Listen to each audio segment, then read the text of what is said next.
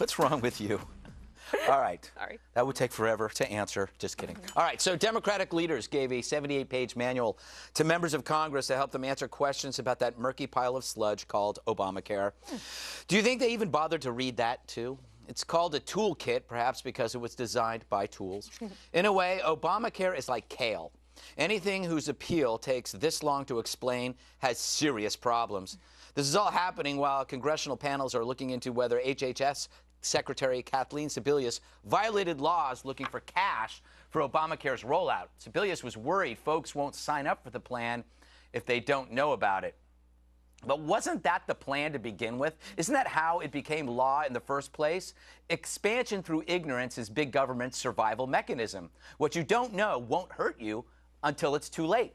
But if all of America had acted like the Tea Parties and asked questions early on, maybe we could have avoided this mess. That's why the IRS scandal matters. After all, they'll be enforcing Obamacare, which is like lemmings enforcing a cliff. Until now, Obama world has been all about soaring rhetoric and highfalutin ideas, but now to America's average Joes and Janes, the war is at their doorstep. Even the unions are turning on this mess. It all sounded great in the abstract, but the IRS just gave small government America, which is most of America, its cold water in the face. They finally went too far, and now we can all see what big government actually means. Destruction that actually needs directions. So crazy. Dana, you said to me earlier the talking points for the health care bill is 78 pages, which is 4 times longer than the new Obamacare short form. Yes. So the original form to apply was some number that people were just like, oh, that's too much. So they made a short form, and it's 21 pages long. So the 78-page document is actually 4 times as long.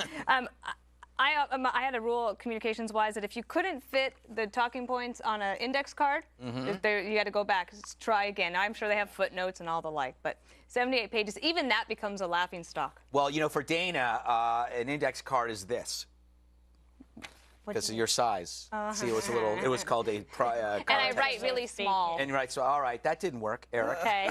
Fell flat. Are you following, Eric, the Sebelius controversy? Yes. About actually a little bit. Accused of acting improperly by seeking private donations? Private donations to handle something that was supposed to be done by the government to part of the outlay, the rollout of Obamacare. It's just another layer of the fail that Obamacare is. A shakedown, too.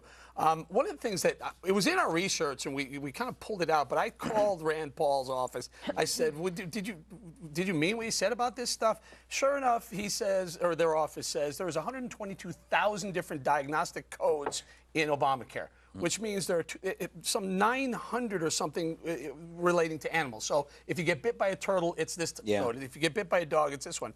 And there are 2 for running into a pole. If you run into a pole, there's a code for that. If you run into a pole a second time, it's yet a different question. For Bob, it's often a stripper pole. The point is, oh my gosh, the they probably have that in bureaucracy there behind too. this bill, this law, is a joke. It's going to absolutely bankrupt us. That's the Bechdel code. Sorry. I wonder if there's a code for being attacked by flying squirrels, because apparently I have them in my house. Flying squirrels. In my roof.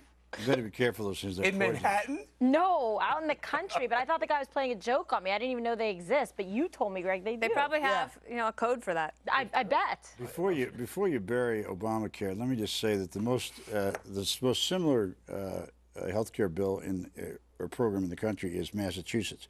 And one of the things we've been saying here all along is that people with small businesses with near 50 employees would drop their employees' insurance and let them go into Medicaid. It turns out that in Massachusetts, less than 1% of them have done so. And it is a very strong incentive not to drop your employees out of health care benefits for 2 reasons. One, they're tax deductible, and secondly, they are a way to encourage people to come to work for them. I'm so confused because I thought during the campaign it was that Obamacare had taken all the bad things about Romneycare and then made it better, but now Massachusetts is doing great. I'm just confused. Well, so apparently it is good, and this is now it's good. It's good as bad and bad as good. I always thought it was a good idea. All right. Okay. That is a surprise. Okay.